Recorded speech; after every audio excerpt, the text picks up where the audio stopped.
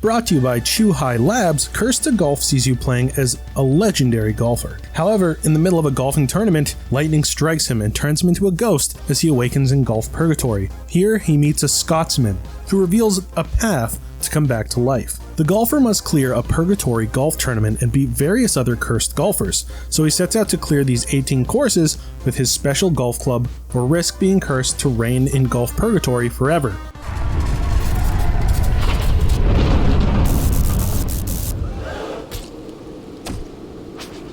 Curse to Golf sets you on 18 randomly generated golf courses filled with obstacles designed to prevent you from reaching the whole of the level. Like other golf titles, players must hit the ball using 2 button presses, one to decide the strength and the other to determine how far the ball will go. However, that's where the similarities end. You're equipped with the golfer's special golf club, which can be switched to one of 3 clubs: iron, wedge, or driver. The driver will hit your ball far, while the wedge is for shorter distances. The iron is between the two. These 3 clubs are helpful with getting past obstacles or for figuring out shortcuts to reach the hole, such as using the wedge to launch your ball over a pit. You begin every level with 5 par counts to get the ball into the hole.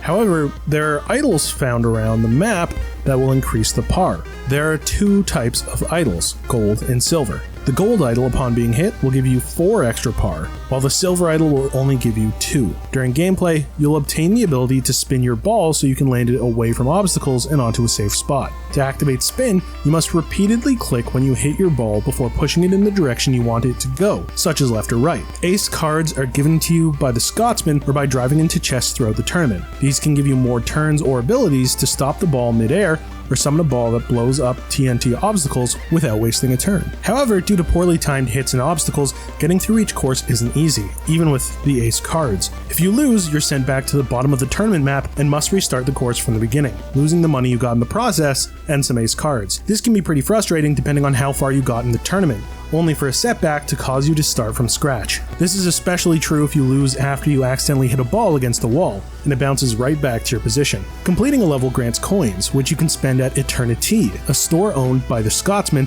where you can buy new ace cards. You can also put on new costumes, some of which are references to other video game characters, along with card binders that you can use to store some ace cards to prevent them from being lost when you lose a level. You can use an online scoreboard to check other scores outside the store. In addition, each stop in Eternity contains a training area known as the driving range, where you can practice techniques for those who wish to test new abilities. Course obstacles include hazards like sand pits that require you to use only the wedge to get out of, or bushes that will cause your ball to slow down upon impact. The main purpose of these hindrances is to slow down your approach to the hole.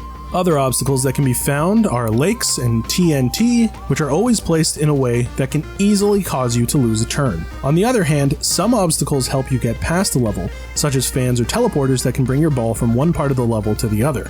Beware when using teleporters though, as some of them can take you further away from the goal. There's a helpful camera mode known as Birdie Eye, which allows you to see the entire level so you can plan out what you want to do and how you want to get past a certain obstacle. Some of the courses contain curses that will activate after a few turns, such as rain that will cause the course to become more slippery and for your ball to bounce further than you intended, or the game preventing you from throwing your ball in a certain direction for a limited amount of turns before a new curse begins. Curse to Golf has unique 8-bit music that fits well with the creepy, sporty atmosphere. It also fits the intensity of some levels as you try and reach the hole.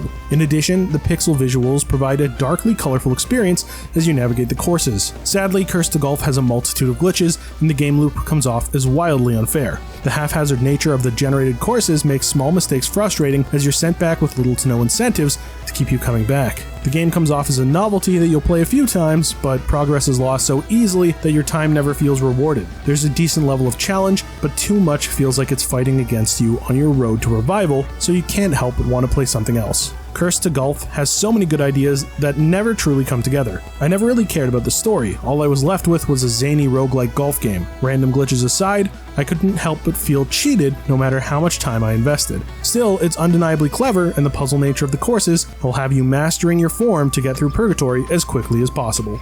Noisy Pixel is giving Curse to Golf a 6.5 out of 10. Thanks for watching. Please be sure to check out the full review at noisypixel.net. Noisy Pixel is run by a group of gamers who work hard to deliver news, reviews, previews, and more. Please subscribe to keep up with all our future content.